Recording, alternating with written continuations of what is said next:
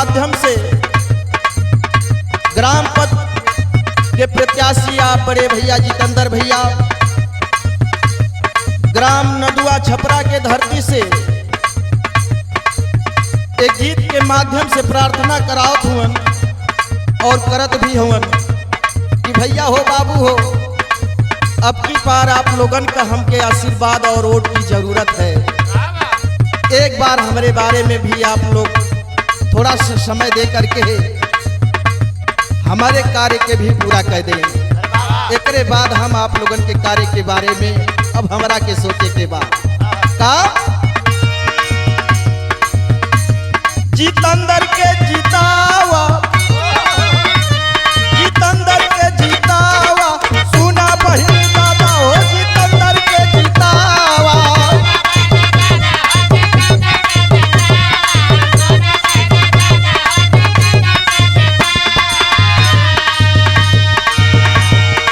जाति धर्म छोड़ भाईचारा अपनावा, जितेंद्र के जितावा, सुना बहिन दादा हो जितेंद्र के जितावा।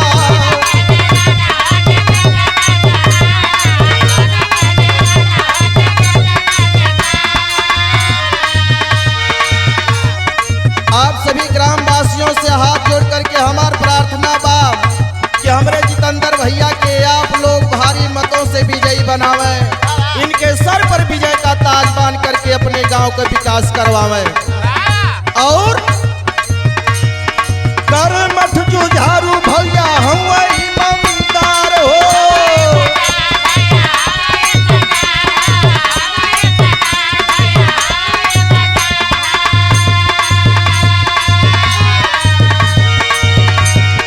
सुख दुख में रातों दिन रह तैयार हो।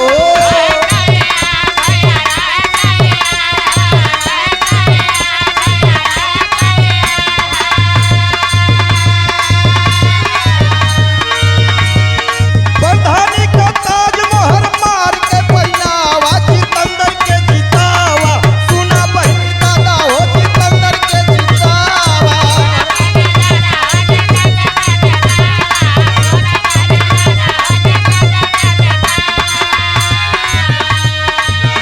इतना ना ये भैया, हे हमार माई भैया बाबू बहिनी आप लोग विचार करा, कर्मठ ईमानदार जुझारू नेता हुवन और आप लोग तो जानत भी हुआ, इनके बारे में बड़ा चर्चा होला। आप सभी लोग से परिचित हैं, पूरे गांव में इनकी चर्चा है कि अब की बार जितेंद्र भैया को भारी मतों से विजयी बनाया जाएगा और आप लोग एक बार जरूर जितेंद्र भैया को आशीर्वाद दीजिए, क्योंकि सम्मानित आदमी हैं और सभी लोगों का सम्मान करते हैं। और माई का बेटा हुआ बहिन का भाई,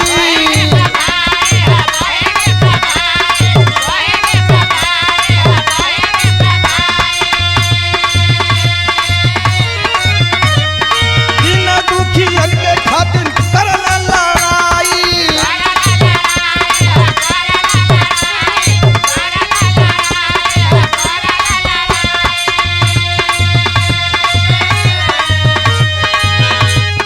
नदुआ छपरा गांव का विकास करवावा, जितेंद्र के जितावा, सुना बहिन दादा हो जितेंद्र के जितावा।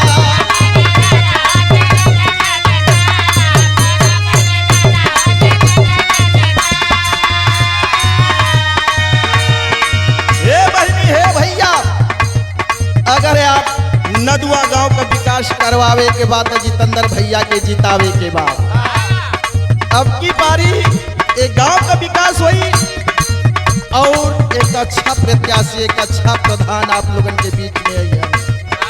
और का नाली खड़ंजा रोड बिजली लगवाई है।